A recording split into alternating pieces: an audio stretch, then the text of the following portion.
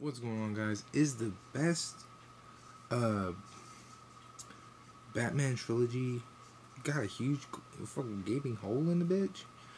And I gotta say, yeah, because the way this went down doesn't make any fucking sense. Like, when you legitimately look at the universe in which these movies happen, you look at what's happened up to that point and consider everything that has possibly happened to Gordon, there's no way in hell that little riddle that didn't really describe a hell of a lot should have jogged any memory. I'm sorry, it just downplays Gordon as a detective. It downplays Gordon as a cop in general. You know how many fucking cases they have a day? Look, this is supposed to be set in reality, okay? Like, it's a real version of Superman, if you or Batman, excuse me. It's a real version of Batman, if you will. They wanted it to be more down to the ground, or a more like a more reality based type situation, right? Okay. Well, the reason I say that when Wayne says who he is as Batman, and it shouldn't jog any parts of Gordon's memory, well, when you consider they only mention it at the beginning of the first movie. I mean, we don't really see or hear or even know if Gordon is been in contact with Wayne at all. Hell, he's brought back to life in a sense in the first movie, so Gordon thinks he's dead. If you watch the movie correctly, there's a huge fucking hole here. How in the hell was Gordon supposed to know Wayne was the Batman, even when he says is helping a child out with a difficult time in their life? Like, how in the hell would he know that? You get what I'm saying? Like, how in the hell is he going to be able to put two and two together there is no defining anything there. Again, we've sat through 3 movies. The first one is the only one Gordon really interacts with Wayne and has any kind of attachment to him or any of that shit. And you're meaning to tell me that one little thing, that one little interaction, was so embedded in Gordon that this was just something you could fly by and just wipe to the side with? Like, come on now. You know that's some bullshit. There's no way in hell that Gordon sits through Wayne being resurrected from the dead in the first movie, because that's what they thought happened to him when he ran away.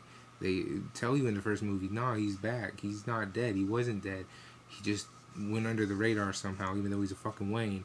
You're telling me that Gordon's not surprised that Wayne's back, or, you know, any of that? Because, I mean, he had a lot of emotional shit to deal with if we're explaining the ending and Wayne confessing that he's Batman to Gordon without saying his name. It just doesn't make any fucking sense. Because Gordon didn't go visit Wayne when he got resurrected or brought back to life in the first movie. I don't recall seeing a part where Wayne and Gordon are sitting there shaking in hands and, you know, catching up. I don't remember that shit. And therefore, this is a huge gaping hole, man. This is major. You feel what I'm saying? I'm not taking nothing away from these movies. I'm not. I love the fucking Joker in the second one, and I feel so bad that we didn't get to see Heath Ledger play in the third one, because I don't think this was meant to be a trilogy. And when you really look at it and dig, I don't think Christopher Nolan thought it was going to be a trilogy neither. I mean, because they were talking about future plans as Heath Ledger continuing his role. Like, I don't think people predicted that. So what happened was he just kind of ended it with the third one. I think they plan on doing more than 3, because these were like the biggest and best Batman movies of all time when they came out. Like, everybody was on board with Heath Ledger's Joker.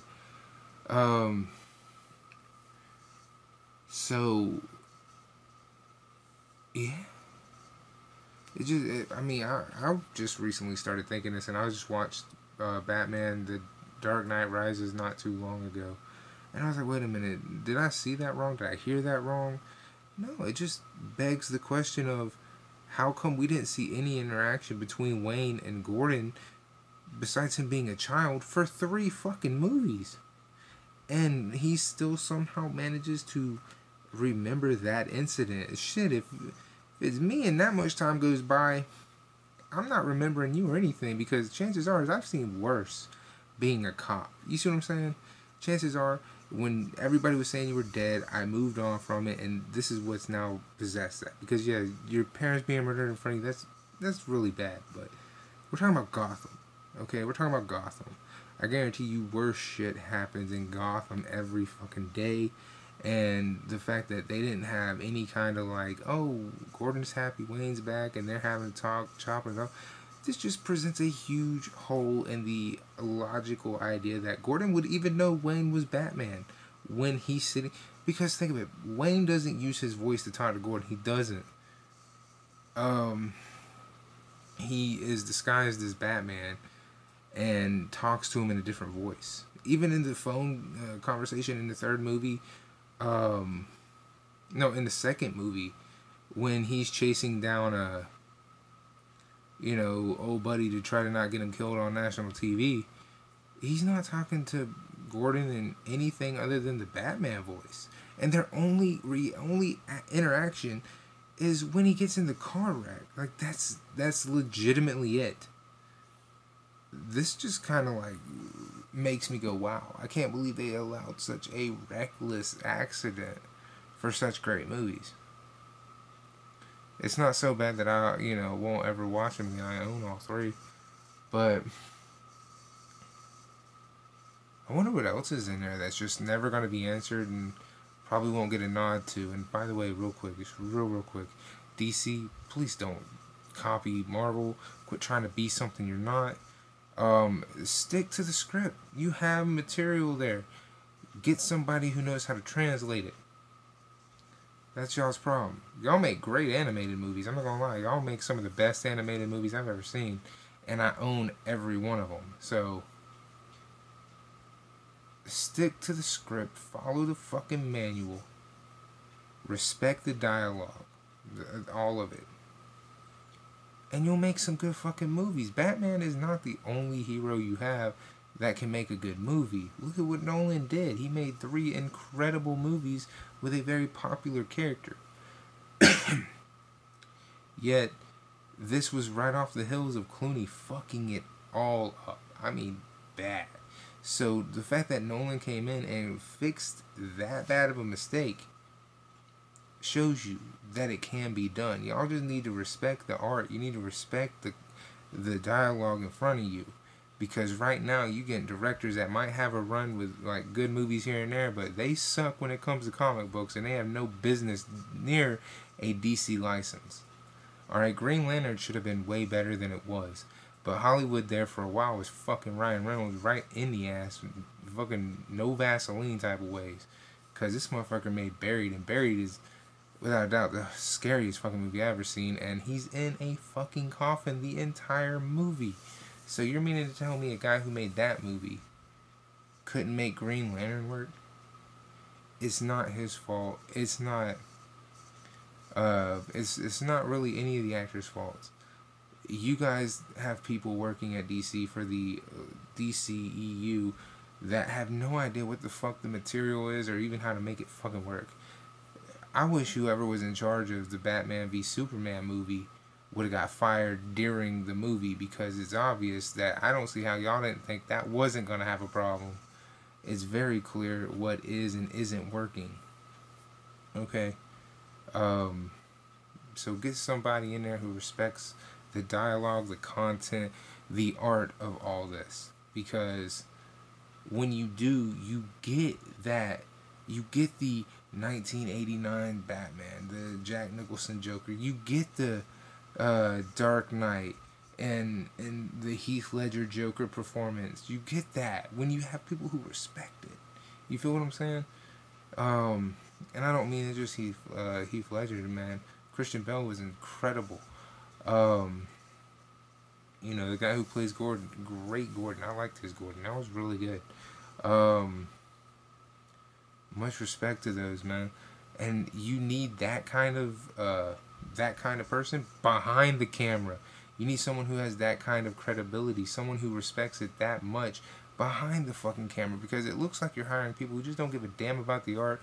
dialogue or the content presented to them in these pieces of work. You know how disappointing it was to see the biggest team up of all time turn out to be the biggest fucking failure of all time? Dude, that's fucking heartbreaking, man. We will probably never see those two back on screen as just Batman and Superman because of how bad that tanked. Alright? And I get it. Zack Snyder has a running history with making great movies, but he has no business in a DCEU movie universe. He has no business there. And you can say, oh, well, that's just how you feel, but dude, I'm not the only one. Like, for real. I saw the movie in theaters like 6 times. Not in a row, but 6 times. I bought the fucking movie because I was like, dude, this movie sucks so bad that if it doesn't make sales, we'll never see this duo happen again. We'll never see that. And I want to see another Batman and Superman movie. Hell, I want to see a better... I wish they'd go back and just scrap that shit and make a better version. Like, there's so many better versions of Batman and Superman. Hell, there's 3 animated movies. And you're telling me they couldn't have picked a story within those? Like, come on. And there was no explanation to Wayne's paranoia other than shit that happened somewhere he wasn't, because that's not his city to begin fucking with. There was just so many things. So DC, you need to get people in there who have as much respect for what's going on in front of the camera, behind the fucking camera. You need to get people who respect what you do as a comic book company, as an art company. You need to get people who respect that. Otherwise, your material is going to be for shit, and then you going to end up not being able to release any fucking more movies. There was no reason Green Lantern came out and its main villain protagonist wasn't Sinestro. That was just a stupid fucking move. That movie was made more for the hardcore fans and not for the hardcore fans at the same exact fucking time. At the same fucking time. So, with that being said, I'm out this bitch.